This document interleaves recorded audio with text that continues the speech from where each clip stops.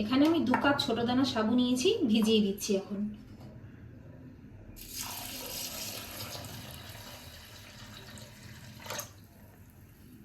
আর 2টো আলুও নিয়েছি, ওটা এখন আমি প্রেসার কুকারে সেদ্ধ বসিয়ে দেবো।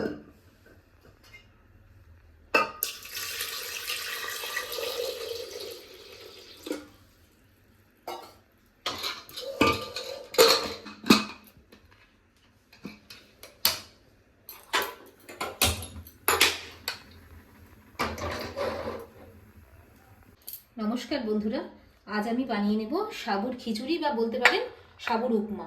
তার জন্য এখানে আমি সাবু ভিজিয়ে রেখেছি, জল ঝরিয়ে রেখেছি। আর আলু দুটো যে নিয়েছিলাম সেটা সেদ্ধ করে টুকরো টুকরো করে কেটে রেখেছি। আর এখানে নিয়েছি কাঁচা বাদাম, আদা মানে গ্রেট করে রেখেছি, কাঁচা লঙ্কা কুচি আর কারি পাত্তা, আর এখানে জিরে আছে আর শুকনো লঙ্কা আছে। আর এখানে আমি রেখেছি শুকনো লঙ্কা জিরে গুঁড়ো করে। আর এই রান্নাটার জন্য রেখেছি রক সল্ট। আমি প্রথমে এখন একটু বাদামটা ভেজে নেব। আজ থেকে নবরাত্রি শুরু, তাই আমরা 9 দিন পুরো আর কি নিরামিষ খাবার খাই, আর ব্রতের যে খাবারগুলো থাকে সেগুলোই খেয়ে থাকি। বছরে 4টি নবরাত্রি থাকে, তার মধ্যে 2টো থাকে গুপ্ত নবরাত্রি, আর 2টো যেটা চৈত্র নবরাত্রি আর শারদীয়ার নবরাত্রি। আমরা হচ্ছে 2টো পালন করি। তো এইভাবেই আমরা ঘরে বিভিন্ন রকমের ব্রতের যেসব খাবারগুলো হয় এগুলোই আমরা বানিয়ে খেয়ে থাকি। তো আজকে তার মধ্যে থেকে একটা সাবুর যে আইটেমটা বানাচ্ছি এইটাই তার মধ্যে একটা। আমি কড়াই বসিয়ে দিয়েছি। এখন আমি রান্নাটা করব সানফ্লাওয়ার অয়েল দিয়ে। ঘি দিয়েও করা যায়, তবে আমি এখন ঘি দিচ্ছি না। শুকনো লঙ্কা জিরেটা ফোড়ন দিচ্ছি।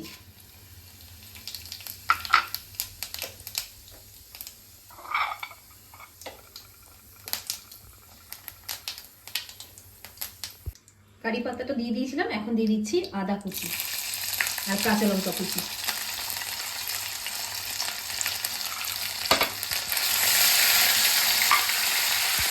আলুর টুকরোগুলোও দিয়ে দেবো। এতটা আমি দেবো না, কিছুটা আমি রেখে দেবো।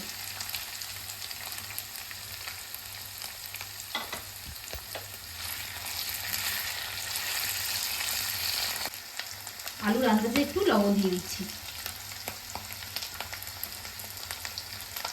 আর দিয়ে দিচ্ছি ভেজে রাখা বাদামটাও।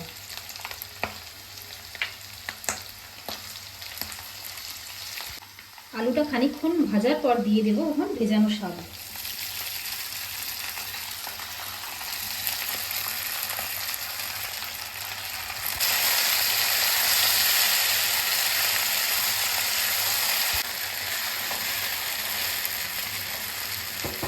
দিয়ে দিচ্ছি সাবুর আন্দাজে লবণ।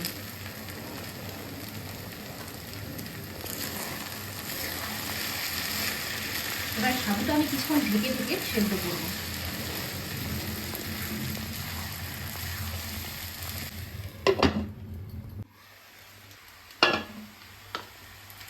খানিকক্ষণ ঢেকে সেদ্ধ করার পর এখন ভেজে রাখা মশলাটা ছড়িয়ে দেব। এখানে আমি হাফ চামচের একটু বেশি নিলাম, আর একটু সামান্য দিয়ে দিচ্ছি।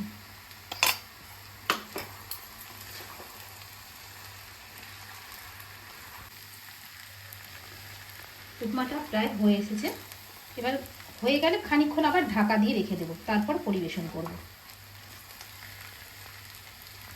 দেখুন কত সুন্দর দেখতে হয়েছে উপমাটা, আর খেতেও ততটাই সুন্দর হয় এটা।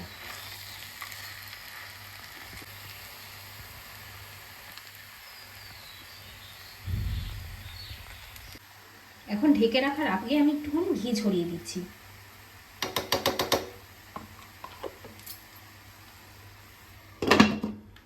পরিবেশনের জন্য একদম প্লেট রেডি করে দিয়েছি। দেখুন কতটা সুন্দর হয়েছে।